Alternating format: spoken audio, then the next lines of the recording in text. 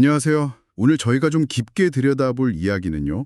22살 한 남성의 고민에서부터 시작됩니다. 네. 몇 년 동안 위장 문제도 있었고 배변 습관도 계속 바뀌고 그러다 최근에는 혈변까지 보게 된 거예요. 22살이면 정말 어린 나이인데 걱정이 많았겠네요. 그렇죠. 그래서 병원에 갔더니 의사는 당연히 대장내시경을 권했죠.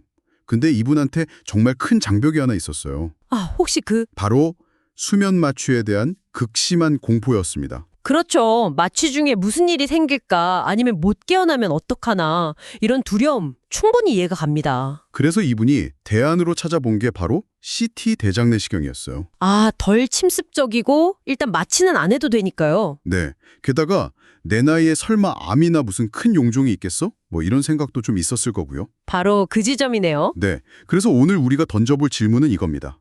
명백한 증상이 있을 때 특히 저처럼 마취가 너무 두려운 사람에게 CT 대장내시경이 정말 합리적인 대안이 될 수 있을까? 이 질문에 대한 답을 찾으려고 저희가 자료를 정말 다방면으로 찾아봤습니다. 네. 이 고민이 담긴 레딧 커뮤니티의 아주 생생한 토론부터 시작해서요. 전문의가 직접 설명하는 유튜브 영상도 있고요. 그리고 이제 진단 정확도에 대한 깊이 있는 의학 논문, 실제 환자 데이터까지 저희가 다 들여다봤습니다. 오늘 저희 목표는 단순히 CT가 좋다, 내시경이 좋다 이런 결론을 내리는 게 아니죠. 그럼요.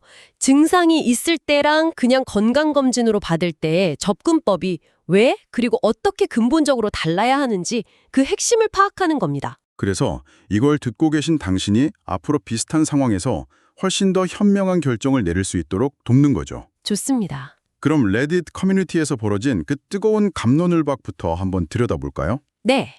이 22살 친구의 논리가 사실 뭐랄까 꽤 그럴듯하게 들리거든요. 어떤 논리였죠? CT가 암이나 큰 용종 찾는 데는 기존 내시경이랑 정확도가 비슷하다고 들었다. 그리고 작은 용종은 암이 될 확률이 1%도 안 되니까 일단 CT로 큰 문제만 없는지 보고 나머지는 생활 습관을 바꿔서 해결해 보겠다. 솔직히 저라도 좀 흔들릴 것 같은데요. 충분히 그럴 수 있죠. 하지만 레딧의 다른 사용자들 반론이 정말 날카롭습니다.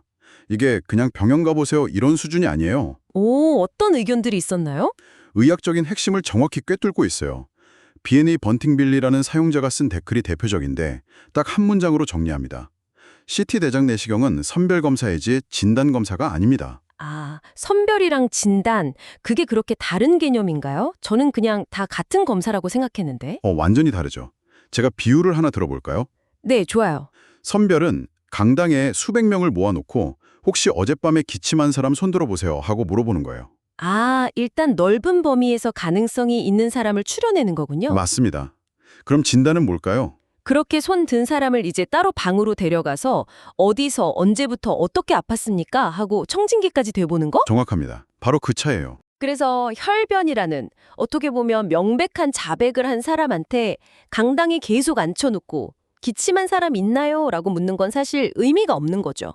그러네요. 이 레드 사용자도 그걸 지적한 거예요.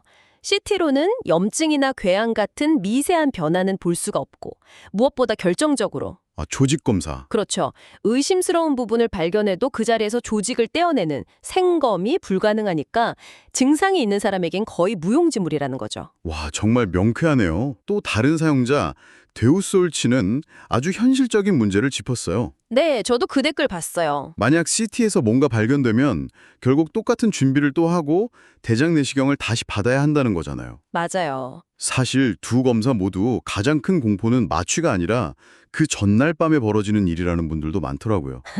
그렇죠. 그 장 비우는 과정 말이죠. 네. 그간 현대의학이 아직 정복하지 못한 영역입니다.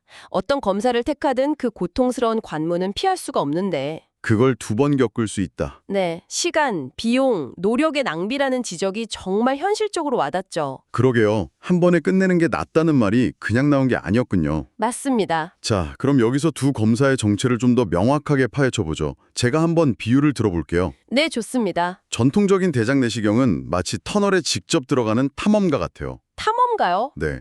헤드랜턴을 켜고 터널벽을 샅샅이 훑어보다가 뭔가 이상한 이끼나 돌멩이가 보이면 그 자리에서 바로 망치로 떼어서 주머니에 챙겨 나오는 거죠.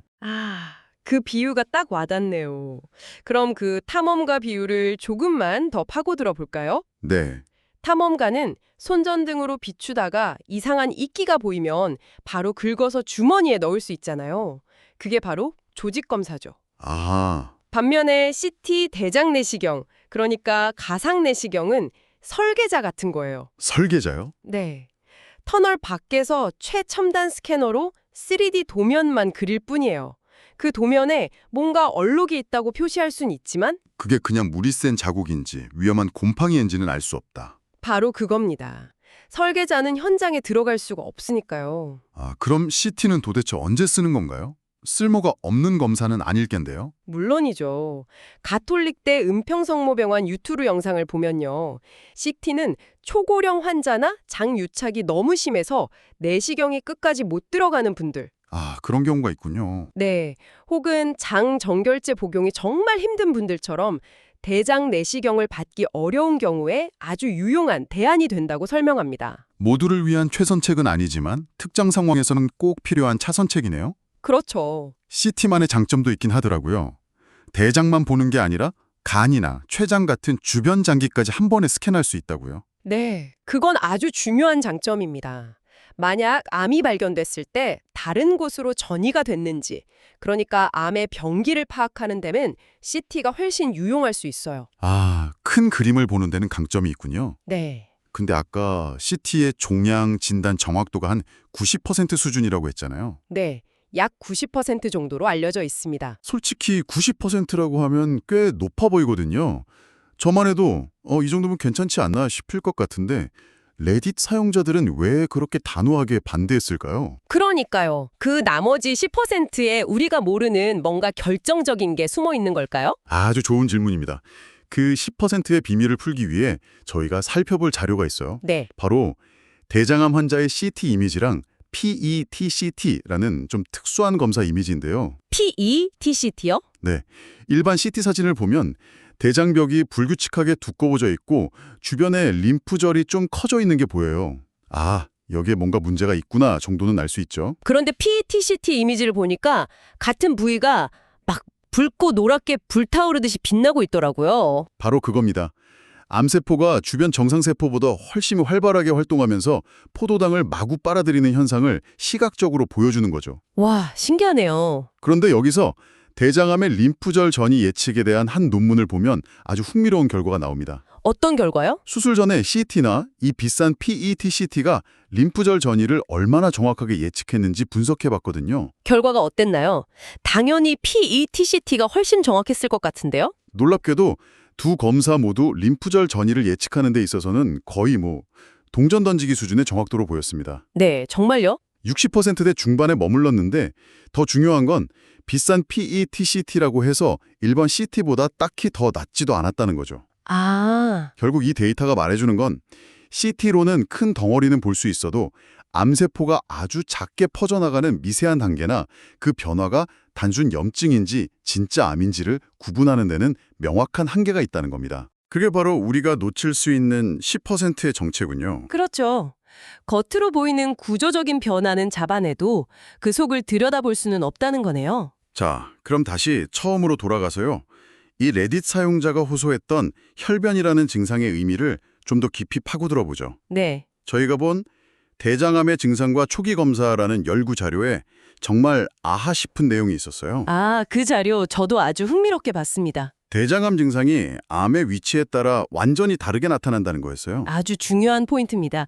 이 연구를 보면 우측 대장암, 그러니까 맹장과 가까운 오른쪽에 암이 생기면 주된 증상이 복통이나 원인 모를 빈혈이에요. 빈혈이요? 네, 여기서 출혈이 생겨도 대장을 통과하는 시간이 길다 보니까 변 색깔이 째장면처럼 검게 변하는 흑색변으로 나타나는 경우가 많죠. 아, 반면에 좌측 대장암, 즉 항문과 가까운 왼쪽에 암이 생겼을 때의 주 증상은 우리가 흔히 생각하는 선홍색 혈변이거나 변이 가늘어지는 배변 습관 변화였고요. 와, 이 사실만 알아도 내 증상이 어디에 해당할지 대략 가늠해 볼 수 있는 단서가 되겠네요. 그렇죠. 그리고 이 연구는 이어서 오늘의 질문에 가장 직접적인 답을 줍니다. 뭔가요? 의사들이 이 증상에 따라 초기 검사를 무엇으로 선택하는지를 분석한 데이터가 있거든요. 아, 결과가 어땠나요? 아주 명확했습니다.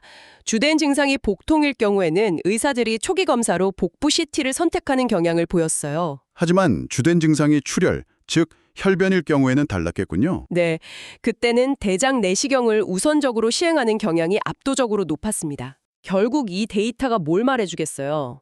혈변처럼 명백한 경고 신호가 있을 때는 원인을 직접 눈으로 확인하고 그 자리에서 바로 조직 검사 같은 조치를 할 수 있는 대장 내시경이 표준 치료법이라는 걸. 의사들의 실제 행동이 증명해주고 있는 거네요. 바로 그겁니다. 실제로 한국인의 대장암 5년 생존율이 74.6%로 세계 최고 수준이라고 하잖아요. 네, 굉장히 높은 수치죠. 이런 조기 발견과 정확한 진단 접근법이 그 비결 중 하나겠네요. 맞습니다. 조기에 그리고 올바른 방법으로 원인을 찾아내는 것이 생존율을 높이는 가장 확실한 길이니까요. 자, 이 모든 정보를 종합해보니 답은 꽤 명확해지는 것 같습니다. 네, 증상이 있는 22세 남성의 경우 레딧 커뮤니티의 집단 지성이나 여러 의학 연구 데이터 모두가 한 곳을 가리키고 있었네요. 바로 전통적인 대장 내시경. 그렇죠. CT 대장 내시경이 선별 검사로는 정말 훌륭한 도구인 건 맞지만 이분처럼 피가 나는 증상의 원인을 찾는 진단용으로는 한계가 너무 뚜렷한 거죠. 여기서 한 걸음 더 나아가 생각해 볼 점이 있습니다. 어떤 검사를 선택할 것인가의 문제는 단순히 편안함이나 두려움의 문제가 아니라는 거예요. 이건 내 몸이 보내는 신호에 대해 가장 정확한 답을 줄 수 있는 방법을 선택하는 전략의 문제입니다. 전략의 문제다. 네. 레딧의 리온 레드라는 사용자가 올린 경험담이 참 인상 깊었는데 이분도 마취 공포가 정말 심했대요. 저런. 그래서 시술 전에 의료진에게 자기 두려움에 대해 충분히 설명하고 합의점을 찾았다고 합니다. 그리고 실제 프로포폴을 맞았던 경험을 그날 내가 겪은 일 중 가장 자비로운 부분이었다고 회고했죠. 두려움 때문에 부정확한 길을 선택하는 것보다 두려움을 인정하고 전문가와 함께 그걸 넘어설 방법을 찾는 게 훨씬 현명한 전략인 거죠. 마지막으로 생각해볼 거리를 하나 던져보고 싶어요. 네, 저희가 참고한 자료 중에 병원 유튜브 마케팅 전략이라는 아티클이 있었는데요. 과거에는 환자가 의사의 권위적인 한마디에 모든 걸 의존해야 했다면 지금은 시대가 완전히 달라졌죠. 네, 레딧, 유튜브를 통해 온갖 의료 정보와 경험담에 너무나 쉽게 접근할 수 있는 시대가 됐잖아요. 그렇죠. 정보의 양 자체는 비교할 수 없을 만큼 많아졌습니다. 이건 환자에게 엄청난 힘을 주기도 하지만 동시에 완전히 새로운 질문을 던지죠. 어떤 질문일까요? 바로 이 정보의 홍수 속에서 나는 어떻게 가장 현명한 건강 결정을 내릴 수 있는가 하는 질문입니다. 바로 그겁니다.